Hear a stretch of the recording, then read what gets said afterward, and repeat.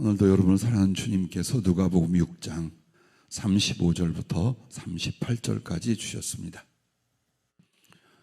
신약성경 누가복음 6장 35절부터 38절까지 함께 봉독하도록 하겠습니다. 오직 너희는 원수를 사랑하고 선대하며 아무것도 바라지 말고 구워주라. 그리하면 너희 상이 클 것이요 또 지극히 높으신 이의 아들이 되리니 그는 은혜를 모르는 자와 악한 자에게도 인자하시니라. 너희 아버지의 자비로우심같이 너희도 자비로운 자가 되라. 비판하지 말라. 그리하면 너희가 비판을 받지 않을 것이요 정죄하지 말라. 그리하면 너희가 정죄를 받지 않을 것이요 용서하라. 그리하면 너희가 용서를 받을 것이요 주라. 그리하면 너희에게 줄 것이니 곧 후히 되어 누르고 흔들어 넘치도록 하여 너희에게 안겨주리라. 너희가 헤아리는 그 헤아림으로 너희도 헤아림을 도로 받을 것이니라. 아멘.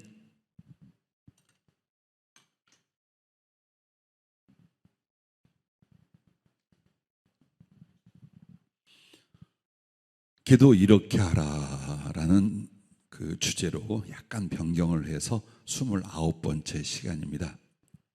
오늘 말씀 제목을 주라 그리하면 너희에게 줄 것이니 이렇게 말씀을 시작하셨습니다. 주님, 저와 우리 사랑하는 믿음의 가족들에게 하시고 싶은 말씀, 우리가 꼭 듣고 깨우치고 행동해야 할 말씀 주시옵소서 할 때 주라 그렇게 시작을 하시면서 그리하면 너희에게 줄 것이니 라고 하셨습니다. 기도는 하나님께 받고자 함입니다. 사실. 그러나 진정 내가 먼저 주는 것이 있어야 드려야 하나님도 내게 주시되 후히 되어 누르고 흔들어 넘치도록 하여 우리에게 안겨주십니다. 자, 여러분 이 말은 나이가 좀 드신 분들은 이해를 할 거예요. 쌀을 사거나 곡식을 살 때 되를 이렇게 싹 깎습니다. 사르르 담아서 싹 집에 와서 재보면 한 80%밖에 안 돼요. 근데 마음에 드는 사람이나 자기 가족에게 줄 때는 막 흔들어요. 되나 말을 쿵쾅쿵쾅 흔들고 더 올리고 더 올리고 더 올리고 그럼 절반쯤은 더 올라가요.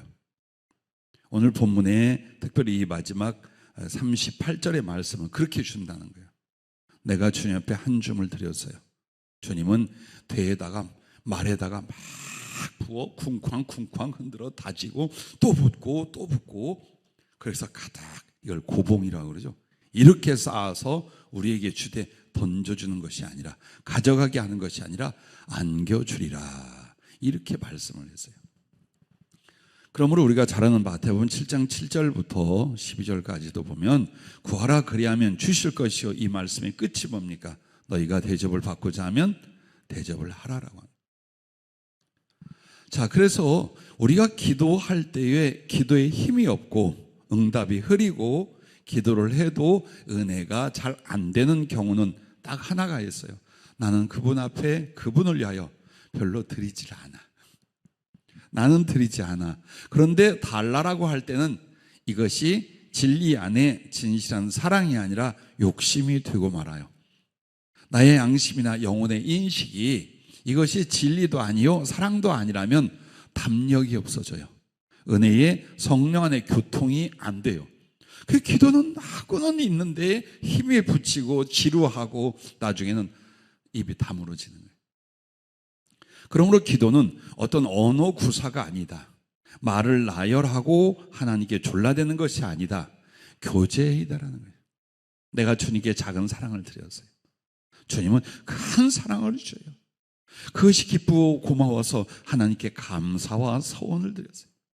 주님은 그걸 받으시고 더 감당치 못할 또 사랑과 은혜를 베풀어 주셔. 이렇게 주거니 받거니 주거니 받거니 하는데 동등한 분량이 아니지요. 우리는 아주 미약한 것, 보잘것없는 것, 썩어질 것을 하나님께 드리지만 주님 마음은 완전한 것, 영원한 것, 엄청난 것으로 우리에게 돌려주시더라. 기도는 이런 것이다. 그걸 오늘 우리에게 다시 한번 각인을 시켜주고 계십니다. 그럼 어떻게 할까요? 첫째, 먼저 하나님께 감사와 공경을 위해 드리며 기도하라. 즉 한마디로 우리 주님 앞에 감사와 공경의 섬김이 먼저 있으며 기도를 하라는 거예요. 특별히 우리가 하나님의 절대적인 도움이나 기도의 응답의 역사를 필요로 할 때에 먼저 더 뭘 합니까? 주님 앞에 무엇이 감사이며 어떤 것이 하나님을 공경하는 실천인지 마음인지 이걸 먼저 하라는 거예요.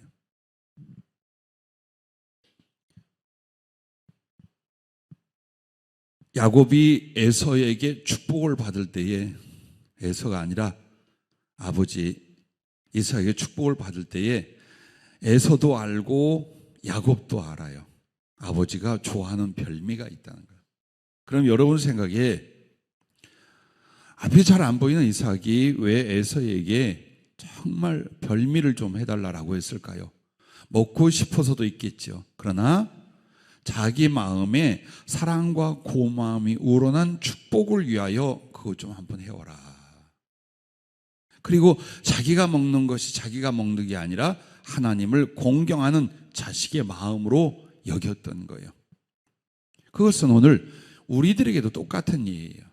우리 하나님 앞에 정말 기쁘시게 할 수 있는 나의 감사, 나의 섬김, 그리고서 주님께 복을 받고 응답을 받고 은혜를 얻고자 하는 것, 이것이 관계의 진실이에요. 인격과 인격의 사랑이에요. 그래서 기도는 일방적이어서는 안 된다. 반드시 드리고 받고 교제하고 사랑하고 서로를 섬기는 아름다운 사랑이 주님과 나 사이에 일어나게 하는 것, 이것이 기도요 예배라 그 말씀입니다. 그러면 먼저 하나님께 감사와 공경을 위해 드리며 기도하라. 여기에 첫째 구체적으로는 이겁니다. 감사와 서원제를 드리라. 나의 예배가, 나의 기도가 감사제요 서원제가 되게 하는 거예요. 구약의 제사에 보면은 속죄제도 있고, 그리고 늘 드리는 번제, 상번제도 있고, 속건제도 있고, 혹은 종류별로 이렇게 저렇게 표현을 해요. 근데 그 가운데서 하나님께 감사하기 위하여, 혹은 내 마음에 하나님을 향한 충성과 사랑을 위한 소원을 위하여 특별히 제물을 드리며 하나님께 간구하던, 바로 이것을 감사제 서원제라 합니다. 그러면 그건 구약 시대이냐? 심령과 방법과 내용은 똑같은 거예요. 나의 기도가 감사의 제사가 되고 나의 기도가 사랑의 서원의 제사가 될 수 있는 것. 먼저 이게 필요한 거예요. 왜 주님 우리에게 감사하라, 항상 감사하라 하고 감사하며 하나님께 나아가 기도하라고 하는가? 만약 여러분과 내가 감사와 사랑이 없으면 하나님께 나아갈 때 어떻게 나가냐? 이 두 가지 심령 상태가 일어납니다. 염려와 원망입니다. 왜 하나님께 나가겠어요? 걱정스러워서, 두려워서, 염려 때문에 매달리는 거예요. 그러면서 하나님 앞에 뭐라고 합니까? 감사가 아니면 분명히 원망의 태도와 중심이 자리를 잡았다는 거예요. 그래 절대 감사 안 해. 그러나 하나님과 나의 관계와 하나님이 주신 모든 지나간 시간의 은혜와 앞으로 주실 은혜가 다 오직 하나, 감사하고 찬양 돌릴 것밖에 없어. 그래서 하나님께 나아갈 때 내가 무엇으로 감사하며 무엇으로 감사의 제사가 되게 할 것인가? 바로 이 부분이에요. 그리고 또한 그렇게 하나님께 감사와 사랑을 드리면서 나 주를 위해서 어떤 것들을 하겠다는 거예요.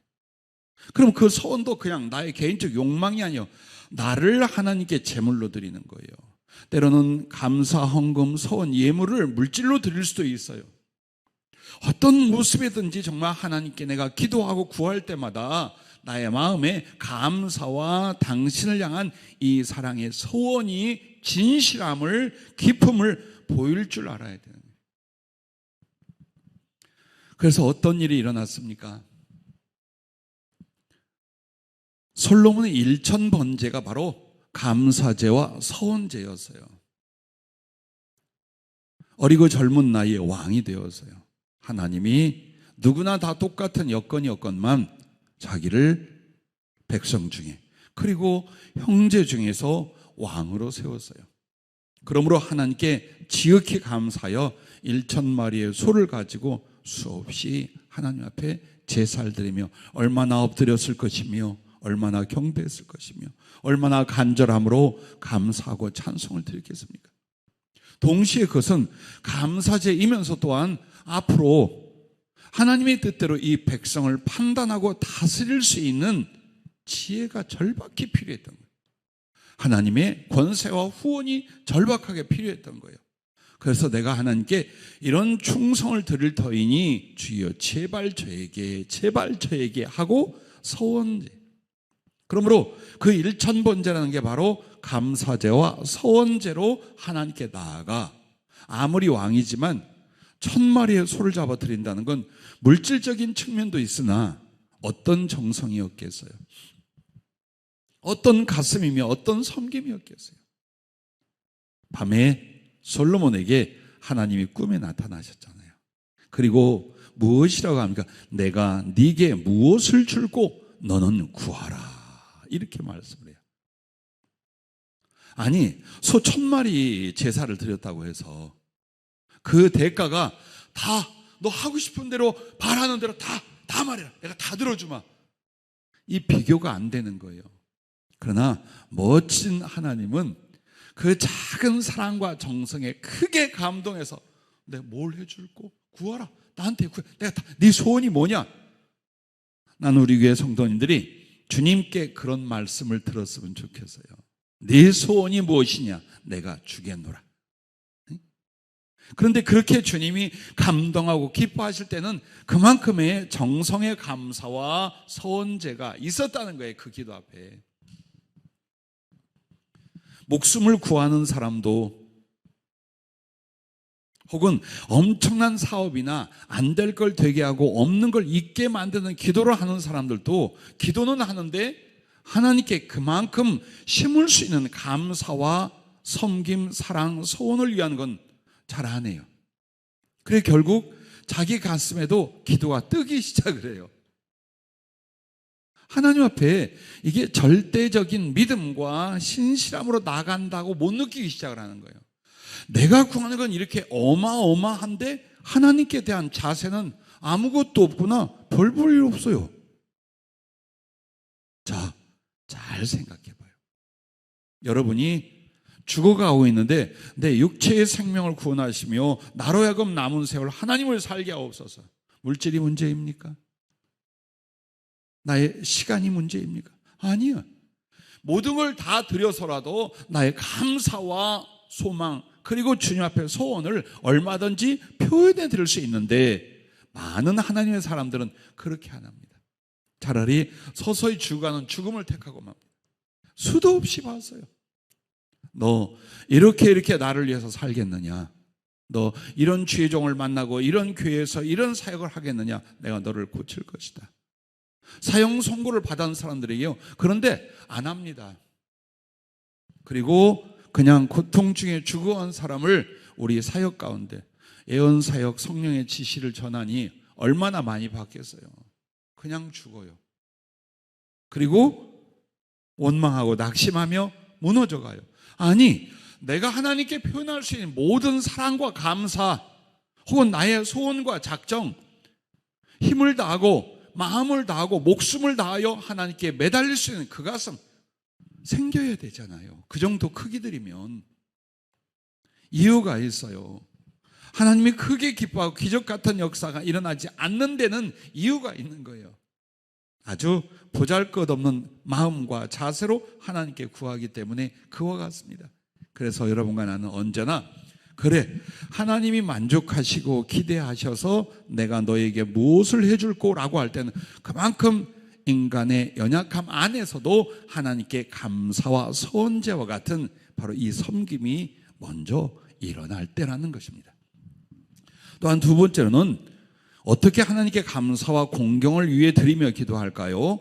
하나님을 기쁘시게 하고 마음과 행위를 드리며 기도하는 겁니다. 하나님을 기쁘시게 하는 마음과 행위를 드리면서 기도를 하라는 거예요. 왜? 기도 응답은 공식이거나 하나님이 우리에게 빚진 걸 갚아주는 게 아니에요. 기도응답 안 해도 돼요. 소원을 구하는 거 안 들어주셔도 하나님은 전혀 불의하지 아니하셔요. 그러면 응답하고 들어주신 건 다 뭡니까? 은혜예요. 은총이에요, 그건. 그렇다면 우리 주님 앞에서 그 은혜를 얻고자 할 때 중요한 건 나도 이 하나님을 기쁘시게 할 가슴과 그리고 삶이 드려져야죠. 여러분이 잘 아는 에베소서 5장 8절부터 10절은 너희가 전에는 어둠이었더니 이제는 주 안에서 빛이라. 빛의 열매들처럼 행하라. 빛의 열매는 모든 착함과, 우리 어저께 이 말씀 나눴죠. 모든 착함과 의로움과 진실함에 있느니라. 근데 이게 뭐냐? 이 빛의 열매, 모든 착함과 의로움과 진실함은 뭐냐 이거예요. 하나님을 기쁘시게 하는. 즉 하나님을 기쁘시게 할 것을 시험해 보라 하고 그 말씀을 우리에게 던져주는 거예요. 정말 모든 착함과 의로움과 진실함은요, 하나님을 섬기고 사랑하는 사랑의 3종 세트예요. 어제 질문을 하셨죠, 우리 여성교제. 착함이라는 것이 어떤 겁니까? 착함이란 남들 앞에 악을 행하지 않고 그저 가만히 있는 것이 아니다.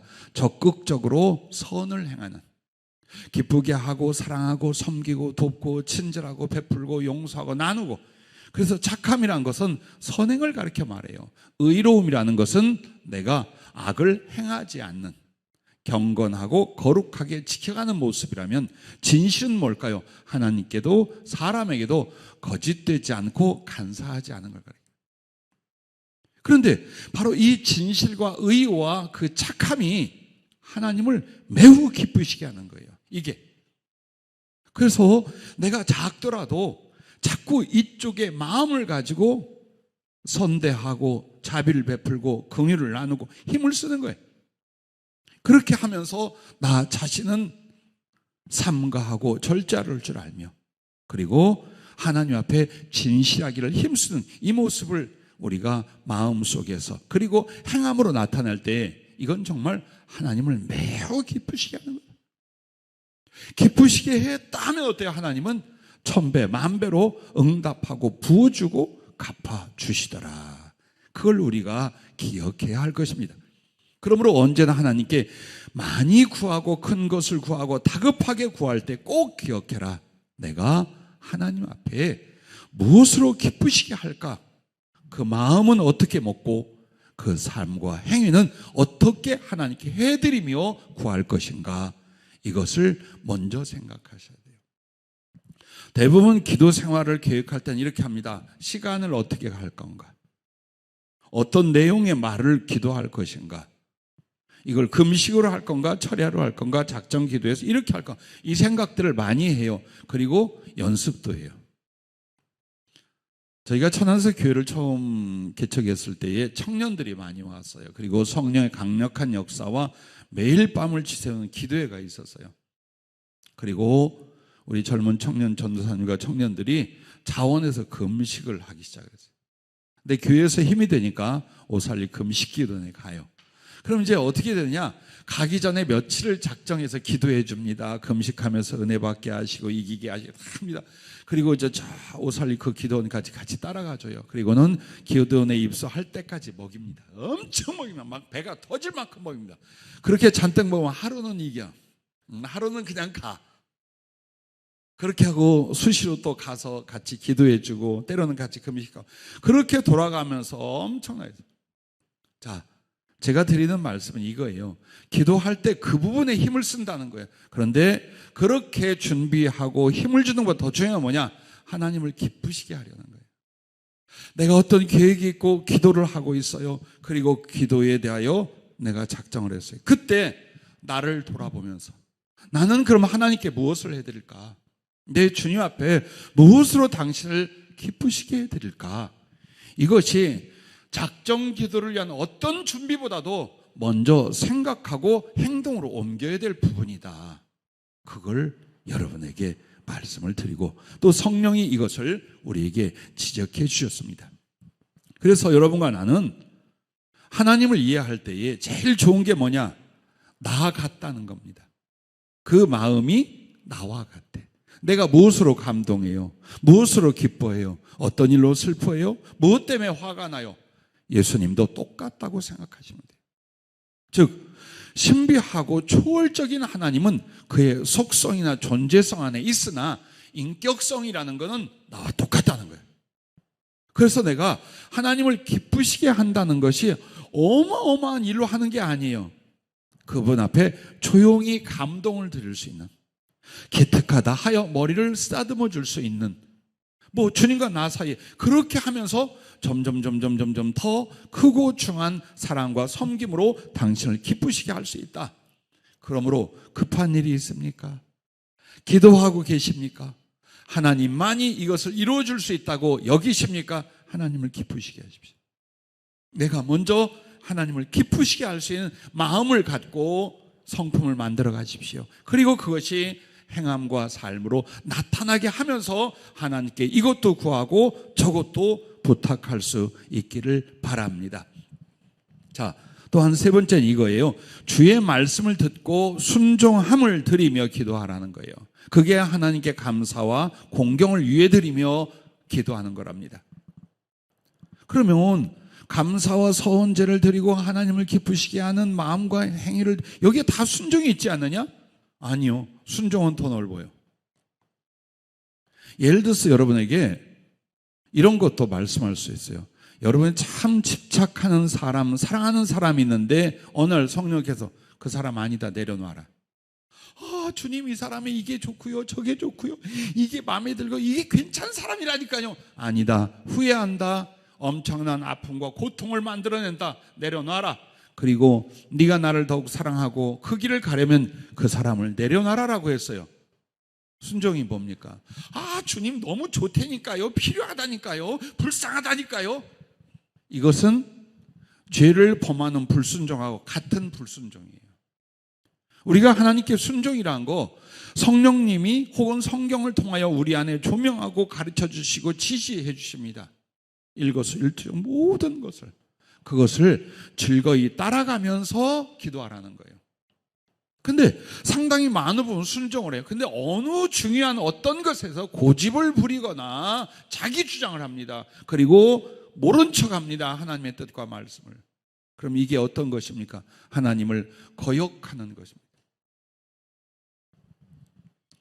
여러분이 잘 아는 사울 왕이 전쟁에 나가서 싹 아말렉을 치고, 그리고서 어떻게 했습니까? 양이나 짐승의 좋은 것들은 다 잡았어요. 근데 하나님 뭐라고 했느냐? 아예 싹 소멸하라 그랬어요. 아무것도 남기지 마라. 마치 우리의 죄나 삶의 미련을 싹 없애라 하신 것처럼 그러셨어요. 그래서 사무엘 선지자가 와봤더니 양 우는 소리, 소 우는 소리가 막 들려. 이게 뭡니까? 왕이요, 다 진멸하고 없애라고 하나님이 하시지 않았습니까? 그때 이 사울이 뭐라고 합니까? 내가 꼭 하려고 한 게 아니라 백성들이 이건 하나님 앞에 제사를 제물로 드리자 해서 이 좋은 것만 골라놨습니다. 그렇게 말해요. 그때에 정말 하나님이 아파하고 사무엘 선지자가 정말 애통해요. 하나님 말씀 듣는 것이 이 양이나 기름이나 제사와 제물을 드리는 것과 비교가 될 수 있습니까? 만약 하나님의 말씀을 거역하고 않는다면 우상 숭배하는 것 같습니다. 그 죄와 다를 바가 없습니다. 그러면서 왕이 하나님의 말씀을 버렸으므로 하나님도 당신을 버릴 것입니다. 자, 이게 우리들 똑같은 문제예요. 하나님의 긍휼이 우리에게 지금 믿음의 길을 가게 하지만 당신의 밀접한 관계에 있어서 우리의 불순종은 계속 하나님을 향하여 나의 문을 닫고 등을 돌려버리는 거랍니다. 그러니 응답이 되나 은혜가 오나, 하나님을 내가 등 돌리고 섰는데, 당신을 거부하고 있는데 나의 순종치 아니하는 어떤 것들은 기도 응답과 소원, 하나님과 관계를 막는 아주 흉악한 것이라 할 수 있습니다. 그래서 여러분과 나에게 성령을 받고 주님과의 깊은 교제를 다 원해요. 정말 어저께 은혜스러운 시간을 우리 여선교회원들하고 가졌어요. 몰라, 나만 은혜스럽고 당신네들은 힘들었는지 모르겠어. 근데 정말 우리에게 있어서 중요한 건 우리가 들을 수 있다는 거예요. 하나님의 마음과 뜻과 그의 말씀을 들을 수 있다는 것. 그냥 성경 구절을 읽는 것이 아니라 지금 주님의 마음으로, 지금 우리 각자에게 주님의 소원, 주님의 바람, 또 주님이 어떻게 살기를 바라는 그걸 들을 수 있다는 것. 난 너무나 기쁘고 감사했어요. 그러나 중요한 건 이제 여러분이 주의 음성을 들어요. 성령의 지시와 감화를 받아요. 그러면 그것을 경험하는 기쁨, 그 은혜를 누리는 기쁨이 문제가 아니라 어디로 들어가는 거예요? 절대적 순종으로 들어가시는 거예요. 모를 때는 죄가 덜해요. 알아. 말씀을 듣고 성령으로 지시를 받고 그것도 부족해서 주의 종을 통해서 2번, 3번 가르쳐줬어요. 그럼에도 같은 성품, 같은 행위, 같은 주장으로 나가버리면 그때부터는 고의적으로 하나님을 향하여 고집을 부리며 불순종하는 모습이에요. 그래서 여러분과 내가 평생의 신앙생활에 제일 힘써야 될 부분이야. 들으려 하는 거예요. 경험하려 하는 거예요. 하나님과 인격적 교제를 가지려고 하는 거예요. 근데 그 중에 중요한 게 뭡니까? 듣고 순종하기 위하여. 그게 믿음이고 그게 사랑이고 그게 섬김이기 때문이에요. 우리가 1000가지 만가지를 아주 완벽하게 순종하지 못한다는 거 알아요. 근데 하나님을 기쁘시게 하는 거 뭡니까? 바뀌어가는 거예요. 성품과 기질도 맨날 주장하지 말아요. 나는 원래 이렇대. 원래 그러면 그걸로 망한다니까. 여러분이 좋지 않은 성품과 성격을 가지고 난 말이야 원래 그래. 그럼 그것 때문에 네가 망한다니까. 그게 주님의 뜻이에요. 그래서 바뀌어가는, 말씀 따라 바뀌어가고 삶을, 방향을 바꿔가는 거예요. 나는 성령으로 사역하고 제일 마음 아프고 두려운 게 이거예요. 물을 때는 잘 물어요. 주님의 뜻이 뭡니까? 내가 무엇에 힘을 써야 됩니까? 다 물어요. 근데 정말 중요한 일을 결정하고 행동할 때는요, 절대 저에게 기도를 받거나 묻지 않는 사람들이 많았어요. 안 해. 그냥 슬쩍 해. 왜? 아는 거예요. 저 목사님에게 기도를 받으면 주님의 뜻이 이와 같을진데 내가 지금 하고자 하는 것에 브레이크를 걸 수 있을 거야. 안 합니다. 여러분은 그게 얼마나 완악한 일인 줄 압니까? 율법을 거스려 죄를 짓는 것만 죄가 아니에요. 나의 삶의 선택도 하나님이 일러줬어요.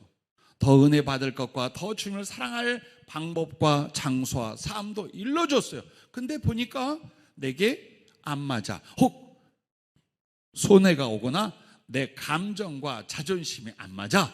그러면 못 들은 척합니다. 이것이 바로 완악함이에요. 그래, 이런 상태로 살면서 주님의 축복하옵소서, 주여 나를 들어 쓰시옵소서, 성령을 부어주시고 나를, 안 된다는 거예요. 그게. 그래서 우리는 기도를 에너지 차원으로 육신적으로 힘쓰는 것보다 중요한 게 뭐냐? 나를 하나님의 뜻대로 자꾸 바꿔가는 거예요. 당신을 기쁘시게 하고 당신을 섬기고 당신의 말씀을 듣고 마음을 헤아려서 나를 자꾸 바꾸는 거예요. 자꾸. 심지어는 뭐 하나? 생각 하나까지도, 감정 하나까지도, 성품 하나까지도 자꾸 바꿔가는 거예요. 그게 주님을 기쁘시게 하고 사랑하는 바로 순종이라는 것입니다. 그러므로 여러분과 내가 하나님의 말씀을 듣는 건 최고의 복이에요. 근데 더 복이 뭐냐? 그 깨닫고 들은 말씀에 순종할 때, 즉 하나님의 뜻을 받들 때, 그때에 하나님의 모든 복에 이르는 길이랍니다. 그 순종이. 하나님의 모든 복에 이르는 길이 뭐냐? 주신 말씀이 그 길이에요. 순종은 그 길을 따라가는 거예요. 그래서 모세가 이스라엘 백성들에게 뭐라고 말합니까? 너희의 행복을 위하여 주신 여호와의 명령을 지킬지어다라. 하나님의 말씀은 당신의 권위나 존재를 나타나게 한 것이 아니에요. 우리에게 영혼으로, 육신으로, 삶으로, 영원으로 정말 행복할 수 있는 걸 하나하나 말씀하고 있는 거예요. 그래서 그걸 순종하는 게 하나님의 모든 복으로 나아가는 길이요. 또한 그 순종은 기도 응답을 받을 수 있는 그릇이랍니다. 순종이 안 된다면 무엇을 구하든지 하나님이 채워주고 부어줄 수 있는 그릇이 없다라는 뜻이에요.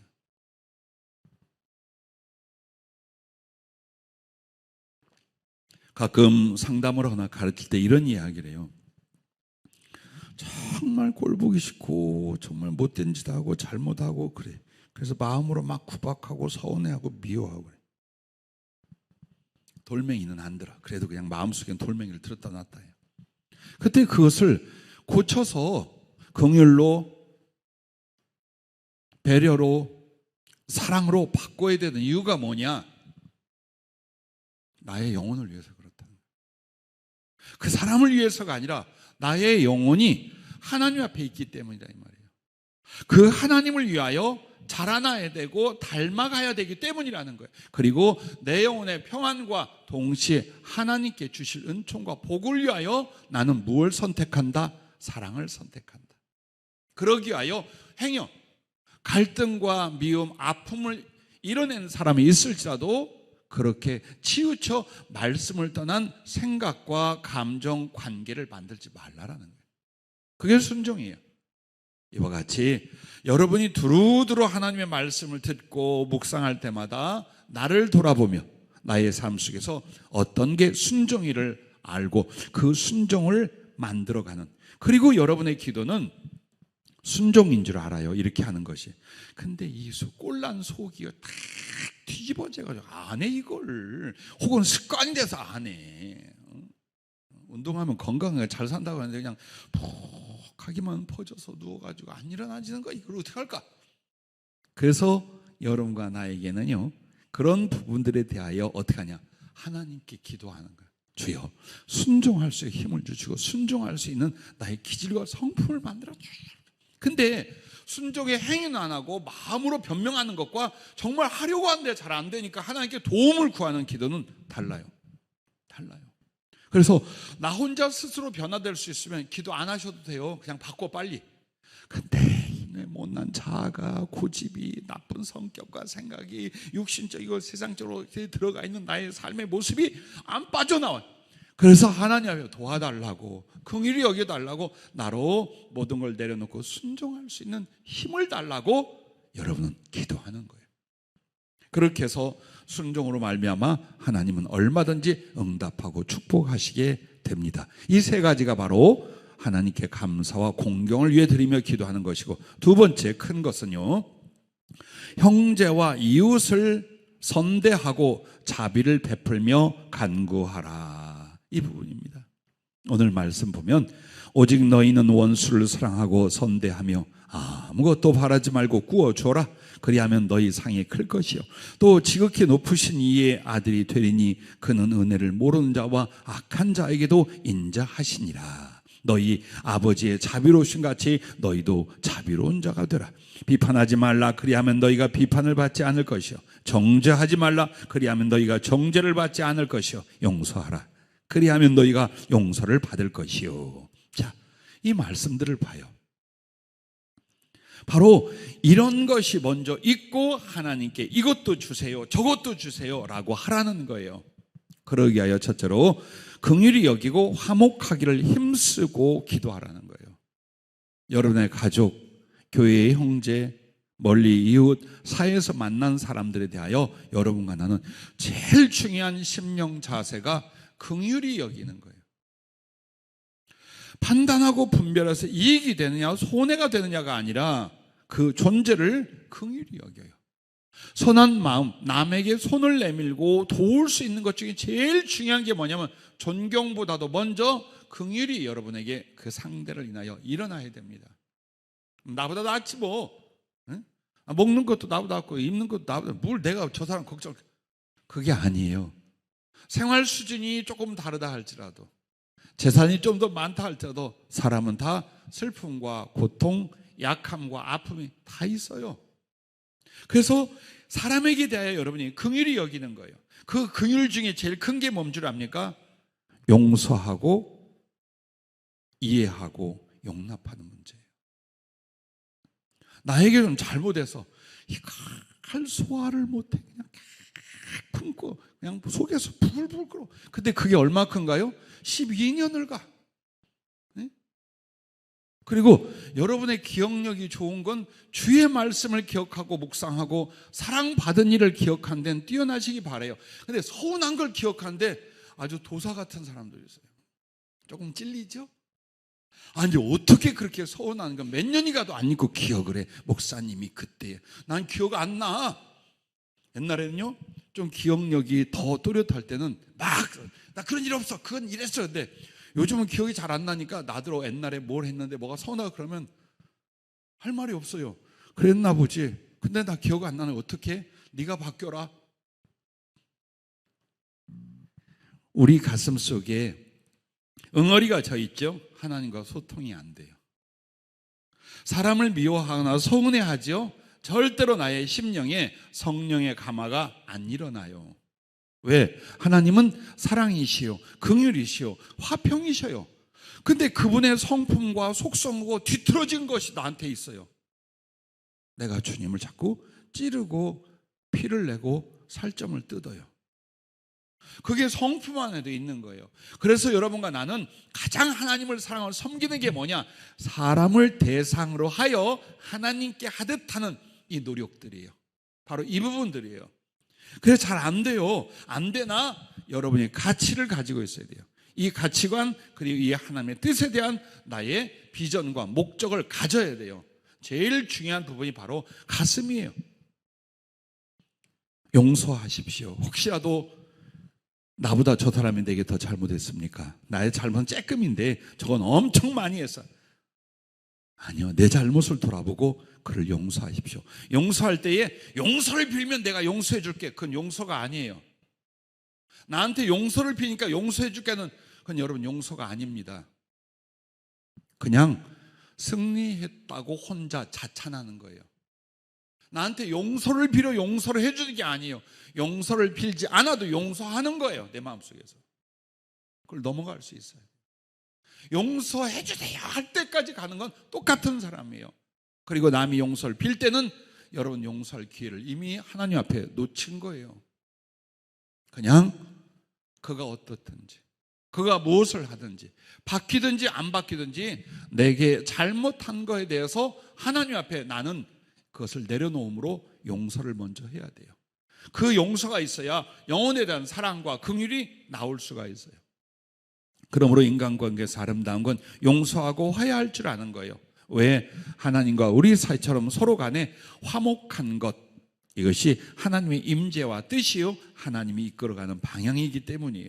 그러므로 여러분과 내가 하나님 앞에 기도할 때에 용서와 화해와 화목을 이루지 않잖아요. 하나님의 응답과 연락하심의 조건인데 그래 잘 안 된다는 거예요. 항상 서로 화목해야 돼요. 이게 하나님이 연락하시는 상태예요. 응답하시는 조건이에요.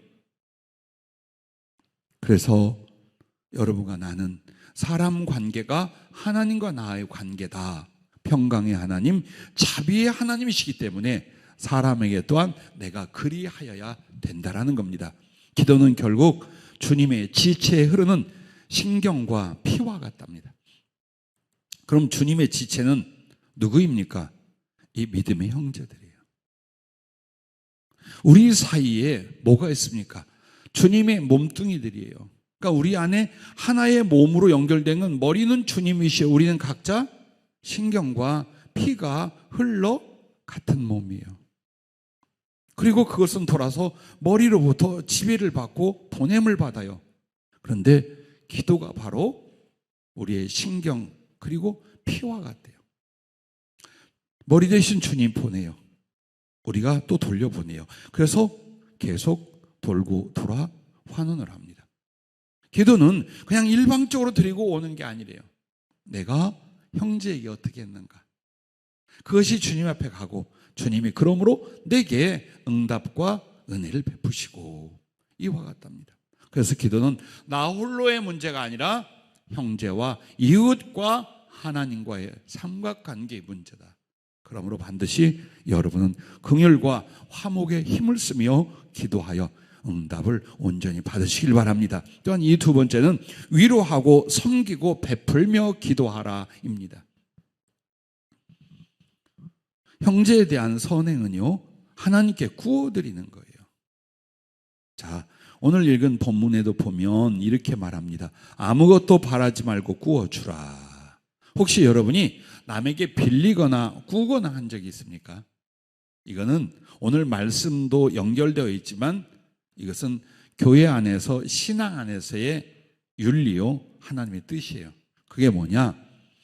너무 어려워서 구워달라고 할 때 여러분은 거절하면 안 돼요. 없으면 못하지만 이거 구워주면 안 갚을 텐데, 그리고 구워주면서 이자는 이만큼이야, 그렇게 하는 게 아니라 이거예요. 어려워서 빌려달라고 하면 빌려줘요. 그런데 빌려주는 사람은 이거예요.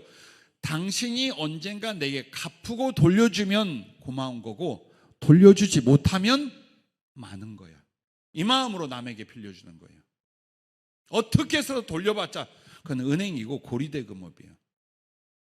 그래서 빌려줄 때는 돌려받을 생각 안 하고, 즉 조건 없이 주는 거예요. 그러면 힘이 들고 어려워서 남에게 빌리거나 꾸는 사람은 어떠냐? 반드시 갚아야 되는 거예요. 아무리 그것이 주 안에서의 사랑이지만 빚이에요. 빚은 갚는 거예요. 그래서 구워주고 빌려줄 때는 받으려고 하지 말고, 빌렸을 때는 목숨을 걸고 다시 갚으려 하고, 이것이 의와 사랑입니다. 교회 안에서와 또 인생을 살아가면서 여러분들은 주님 때문에 그런 어떤 지혜, 그런 어떤 생활을 가질 수 있기를 바라요. 어쨌든 여러분이 베풀어 줄면 더 좋고, 구제와 그저 섬김으로 다 줘버렸어요. 그건 말할 거 없고, 근데 그럴 형편이 못 돼서 구워줬어요. 빌려줬어요. 그리할지라도 그것은 그 사람에게 한 것이 아니라 하나님께, 여호와께 구워준 것이라고 잠언에서 19장 17절에 보면 말합니다. 가난한 자를 불쌍히 여기는 것은 여호와께 구워주는 것이니. 이 말이 뭘까요? 그 가난하고 어렵고 힘들었던 사람에게 우리가 빌려준 것은 바로 그 사람이 누구냐? 주님의 자녀요, 주님의 형제자매요, 주님의 모친이요, 당신 자신이라 이 말이에요. 그래서 그가 빌렸지만 갚는 건 누가 갚는다는 거예요? 하나님이 갚아주시겠다는 거예요. 네 착한 마음, 네 선행에 대해서 내가 갚아준다라고 하는 거예요.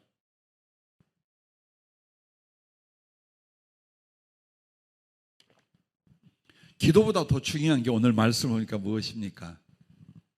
하나님의 선한 일을 감당하는 거예요. 하나님을 사랑하고 영혼들을 사랑하는 문제예요. 이게 기도의 선행이었던 거예요.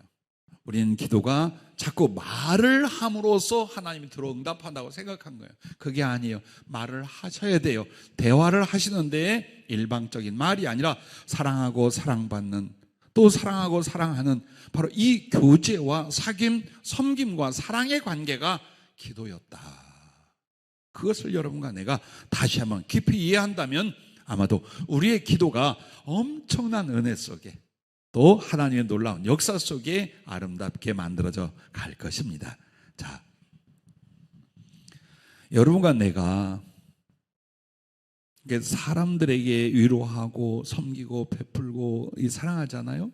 그러면 제일 중요한 게 뭐냐면 하나님이 오셔. 하나님의 임재는 사랑을 행하는 사람 가슴에만 와요. 그러니까 나 하나님을 봤어요, 나 예수님을 믿어요. 그런데 속이 싹 말랐어요. 사랑이 없어, 긍휼도 없고 남에 대한 배려도 없어요. 주님 없는 거예요. 그래서 주님이 우리에게 오신 목적이 뭐냐? 당신의 사랑 안에서 사랑의 완성, 사랑의 완전함을 이루는 것, 그게 하나님의 오심의 목적이에요. 그것만 생각하면 이 부족한 인격 안에서 어때요? 방향이 잡히잖아요. 내가 뭘 어떻게 살아야 될지, 어떤 걸 소중히 여기며 나를 만들어가야 될지, 그게 잡히잖아요. 하나님이 내게 오신 이유는 단지 이 죄인 천국 가라고 한 것이 아니다. 삶의 이유가 있다. 생명의 이유가 있다. 사랑이신 하나님이 내게 오셔서 당신 사랑 안에서 당신과 나의 사랑의 온전함을 이루게 하는 거예요. 사랑의 성품, 사랑의 행위, 사랑의 거룩한 꿈, 이걸 성숙하고 온전케 만드는 것. 그러기 위해서 우리가 끊임없이 형제, 이웃, 사람들에 대해서 사랑에 관한 행위와 마음, 관계를 만들어가는 이유입니다. 하나님은 그때 강력하게 역사하시고 응답하십니다. 세 번째는 축복하여 중보기도하라는 겁니다. 우리가 이웃을 선대하고 자비를 베푸는 것이 물질이나 마음과 어떤 도움만이 아니에요. 아주 소중한 게 축복하여 중보기도 할 수 있는 거예요. 나를 위한 기도, 그리고 여러분이 자기 가족까지는 중보기도가 아니에요. 언제나 성경적으로 볼 때 나라는 것 안에는 가족까지 포함이 돼요. 죽기다기로 지 자식, 지 가족 위해 살아놓고 주님 앞에 정말 잘 산 것처럼 말해요. 아니요, 자기만 위해 산 거예요. 그거는 주님 말하는 이웃이란 내 혈육을 넘어선 나와 상관없는 그 사람들을 주의 이름으로 사랑하고 선대하는 거예요. 그래 여러분이 축복하고 중보기도 할 때에 가까이는 믿음의 형제들이 있어요. 그리고 내가 또 기억하고 혹은 필요한 영혼들, 그 사람들을 위하여 축복으로 중보기도를 해주는 거예요. 그러면 그 심령이 복되고 아름다워진답니다. 참 희한한 걸 여러분이 경험해 보셨을 거예요. 누군가가 정말 서운하게 했어요. 믿음의 형제 중에 정말 가슴 아프게 했어요. 그래서 생각하면 잠을 못 자요. 꼭 저기 코뿔소 콧김처럼 혹은 황소 뒷발처럼 심령이 그 상태가 돼 있어. 그런데 하나님께 엎드려 그를 위해 마음을 다해 기도하기 시작하면 10분도 넘어가지 않아요. 그 서운함이나 미움이나 혹은 갈등이 없어져요. 또 표정들이 아닌 것 같다. 그 꼭 표정이래요. 너나 그래요 하는 것 같아요. 사실은 눈이 안 보여 지금. 그런데 놀라운 은혜가 그거인 거예요. 혼자 고민하고 승질낼 때는 안 지워져요, 이 생각과 이 감정이. 근데 하나님 앞에 정말 마음을 다해서 그를 위한 축복을 하기 시작하잖아요. 서운하지 않아, 괘씸하지 않아. 그게 기억이 안 나요. 그 영혼에게 긍휼을, 그 영혼이 잘 되기를, 그 영혼이 하나님의 뜻 안에서 이렇게 되기를, 그걸 진심으로 빌고 있게 돼요. 그러면서 눈 녹듯 여러분의 마음엔 사랑으로, 평강으로 자리를 잡아줘요. 그래서 축복하며 중보기도하는 사람은 언제나 그 심령이 복되고 아름다워진다라고 하셨습니다. 동시에 그 기도는요, 합당할 땐 상대에게 그대로 이루어져요. 여러분이 빈 그 기도가 그 사람이 받을만 하잖아요. 주님 뭐라고? 그대로 다 이루어지는 거예요. 참 놀라운 일이에요. 사람이 할 수 없는 걸 하나님이 하실 수 있는 그 일은 내가 힘으로도 안 되고 능으로도 안 돼. 그러나 기도하니까 내 자식들을, 이웃들을, 내 형제들을, 혹은 구원받을 사람들을 하나님이 역사하사 응답하기 시작하더라 그 말이에요. 그런데 내가 아무리 축복해도 합당치 않아, 이 사람은 그걸 받기는. 그때는 어떻게 돼요? 그들에게 심판이 돼요. 하나님의 거룩하고 의로운 심판이 나타나게 되어 있어요. 내 원수였어요. 나에게 정말 악행을 했어요. 나는 피눈물을 머금고 그를 위해 축복했어요. 근데 그는 회개를 안 해요. 그러면 뭐라고 그랬을까? 숯불을 그 머리 위에 쌓은 것 같다. 즉 모든 진노와 저주와 고통이 그에게 일어날 수 있는 거예요. 그래서 하나님의 정의가 여러분의 축복을 통해 나타나, 여러분의 저주 때문에 저주가 오는 게 아니에요. 악한 것을 향하여 축복했어요. 나에게 잘못한 사람들을 축복했어요. 행여 그들의 심령의 변화가 일어나면 다행히 구원받고 은혜받고 그럴 거예요. 그런데 그들이 하나님의 심판을 받아야 된다면 우리의 참음과 그 축복이 오히려 하나님의 심판의 정의를 일으키게 만드는 거예요. 그리고 여러분이 남을 위하여 축복한 건 그들에게 이루어지든 그들에게 심판이 되든 여러분에게 다시 30배, 60배, 100배로 돌아오게 돼 있어요. 그래서 남을 위한 축복 기도는요, 부메랑이에요. 돌아올 때는 어떻게 돼요? 거룩한 것으로, 큰 것으로, 아름다운 것으로, 주님의 손길이 임하는 것으로 여러분에게 돌아오게 되는 거예요. 그래서 언제나 우리의 사랑은 행위로 할 수 있고 마음으로 할 수 있다. 그러나 그 중에도 더욱 소중한 건 축복하며 중보기도하는 일이다. 그걸 성령이 제안하시고 말씀을 주셨습니다. 자, 오늘 말씀 이 두 가지고 마지막으로는 이제 그러면 넘치도록 하여 안겨주시는 하나님, 이 부분입니다. 자, 이 부분을 우리 누가복음에서도 보았지만 한 곳을 찾아봐 주시기 바랍니다. 이사야 58장. 이사야 58장 6절부터 12절까지 우리 또박또박 한번 같이 크게 읽어보시겠습니다. 너무 아름다워요. 기도의 핵심이에요. 응답의 축복이 어떻게 임하는가를 성경에서 가장 구체적으로 표현한 내용이라 할 수 있어요. 자, 같이 읽어보겠습니다. 시작.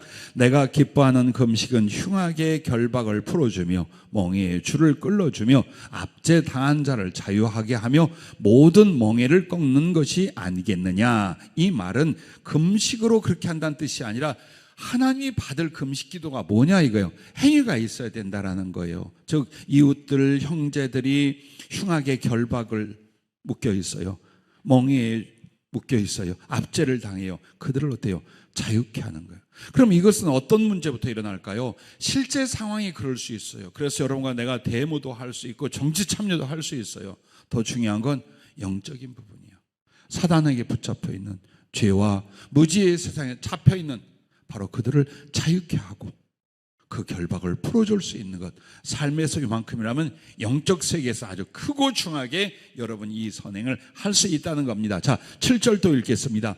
또 줄인 자에게 내 양식을 나누어 주며 유리하는 빈민을 집에 들이며 헐벗은 자를 보면 입히며 또 내 권력을 피하여 스스로 숨지 아니하는 것이 아니겠느냐. 그리하면 내 빛이 새벽같이 비칠 것이며 네 치유가 급속할 것이며 네 공의가 네 앞에 행하고 여호와의 영광이 내 뒤에 호위하리니 네가 부를 때에는 나 여호와가 응답하겠고 네가 부르짖을 때는 내가 여기 있다 하리라. 만일 네가 너희 중에서 멍에와 손가락질과 허망한 말을 제하여 버리고 줄인 자에게 내 심정이 동하며 괴로워하는 자의 심정을 만족하게 하면 네 빛이 흑암 중에 떠올라 네 어둠이 낮과 같이 될 것이며 여호와가 너를 항상 인도하여 메마른 곳에서도 네 영혼을 만족하게 하며 네 뼈를 견고하게 하리니 너는 물된 동산 같겠고 물이 끊어지지 아니하는 샘 같을 것이라.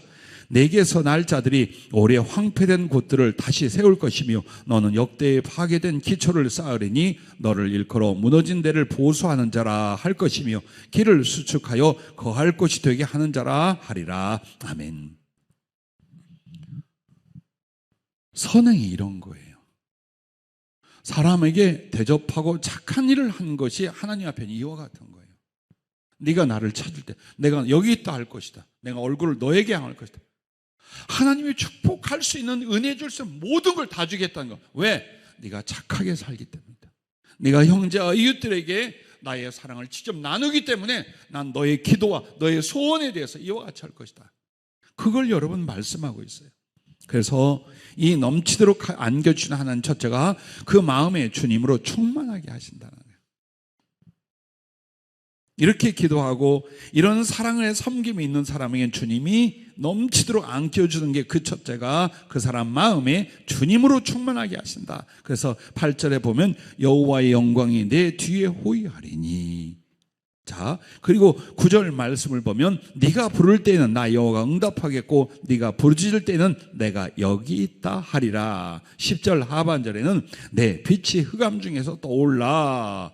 이렇게 말해요. 여기서 네 빛이라는 건 영혼을 말하기도 하고 우리의 모든 행사를 가르쳐 말하기도 해요. 그러니까 네 영혼이 이렇게 잘 될 거며 너의 모든 일들이 하나님의 은혜 중에 마치 흑암 속에서 빛을 발하는 것 같이 될 것이다 라고 말하고 있습니다. 무엇보다도 여러분, 내 마음 안에 가득한 주님, 신앙생활 나의 남은 인생에서 나는 주님께 딱 하나를 구해요. 그게 뭐냐면 내가 혹시 어떤 위기와 가난과 핍박 속에 죽어가는 상황이 올 때가 있을 수도 있습니다. 그때 나는 주님께 하나를 구합니다. 주님을 내 마음에서 경험해야 할 수 있도록. 주님이 내 마음에 계신 그 경험과 교제만 된다면 나는 가난과 핍박, 죽음이라도 감당할 수 있겠습니다. 왜? 실제 그랬어요. 인생 뒤돌아보면 고비고비 정말 말할 수 없는 고통도 어려움도 억울함도 많았어요. 사역과 생명을 포기할 여러 차례 일도 있었어요. 근데 그때마다 주님이 말씀하고 만나주신 이 사랑의 교제가 나로 다시 일어나게 만들더라 이 말이에요. 그래서 주님 앞에 구하는 것이 내 마지막 어떤 고난과 위기에 때라도 주님을 보고 느낄 수 있도록 주님과 사랑의 교제가 될 수 있도록 해주신다면 물질이 문제이겠습니까? 건강과 사람이 문제이겠습니까? 여러분도 어떤 은혜보다도 기도 응답이 그렇게 주님을 기쁘시게 하며 섬겼던 그 기도의 응답이 주님이 내 안에 주님이 내 가슴에 충만케 되는 이 은혜를 사모할 수 있기를 바라고 누릴 수 있기를 바랍니다. 두 번째는 기도의 권세를 주신다라는 거예요. 그러면 아니 기도하면 다 응답하고 안 그러잖아요. 실제로 안 그러잖아요. 마치 권세라는 건 뭐와 같으냐? 직급과 같고 계급과 같아요. 혹은 쉬운 말로 말하면 암행어사의 마패와 같은 거예요. 그러니까 그 기도는 듣고 저 기도는 안 듣고가 아니에요.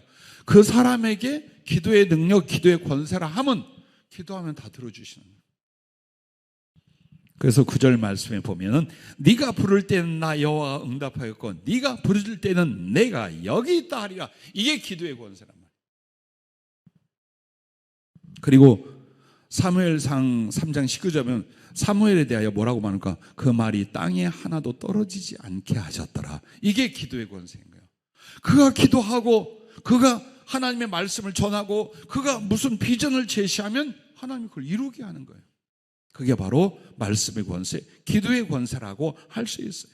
그래서 예배서 4장 20절에 보면 우리 가운데서 역사하시는 능력대로 우리가 구하거나 생각하는 모든 것에 더 넘치도록 능히 하실 얘기예요. 이 부분이에요. 나는 3개를 구했어요. 근데 하나님 어때요? 3,000개로 나타나시는 거예요. 이 모습이 우리가 말하는 기도의 권세를 받았다. 하나님은 더 기뻐하사 그의 기도를 얼마든지 이루어 주시더라. 이걸 가르쳐 말합니다. 마지막 3번째가 하나를 심어 100배를 거두게 하신다라는 거예요. 여러분 오늘 이 말씀의 배경이 뭐냐면 하나님 앞에 우상 숭배하고 죄악을 범한 이스라엘이 결국 포로가 될 걸 가르쳐 말하는 거예요. 그래서 북이스라엘이 먼저, 그 다음에 남유다가 바벨론을 거쳐 페르시아의 포로가 되어 갑니다. 그리고 예루살렘과 유다 땅은 황폐화되어 버려요. 그걸 예언하고 있는 내용이에요. 그런데 너희가 이런 환난과 기가 막힌 일을 당한다 할지라도 서로 사랑할 줄 안다면, 주의 이름으로 남을 섬기고 사랑하고 선을 행할 줄 알고 기도한다면 너희는 돌아오게 될 것이다. 이 모든 것들에서 하나님이 함께하고 너희는 다시 예루살렘으로 유다로 돌아와 회복하는 자, 형통한 자가 될 것이다. 그 이야기를 지금 하고 있는 거예요. 즉 있을 수 없는 아주 모든 걸 다 잃어버리고 가장 비참한 상황에서 우리가 뭘 해요? 선을 행하며 기도한다면, 사랑을 베풀며 기도한다면 안 되는 게 되게 하고 없는 것이 있게 하고 죽은 자가 살아나는 역사가 일어난다. 그걸 이스라엘과 오늘 우리들에게 교훈하고 있는 내용이 바로 이 이사야 58장입니다. 여러분과 나에게는 재산이 좀 있나요? 저축한 물질이 좀 있나요? 혹은 희한한 재능이나 능력이 있나요? 세상에 돈 벌 수 있는 건 엄청나게 많은 기회와 지혜가 있는데 여러분과 나는 딱히 더 없죠? 건강은 뭐 썩 좋으신가요?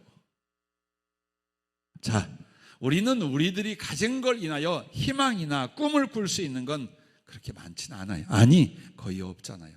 그런데 절대로 쇠하지도 변질되지도 그리고 마침내 이루어질 우리의 능력, 우리의 소원, 우리의 성취가 있습니다. 사랑하고 기도하자. 작은 사랑이라도 사랑하면서 하나님께 기도하자. 당신을 진정 섬기며 기도하자.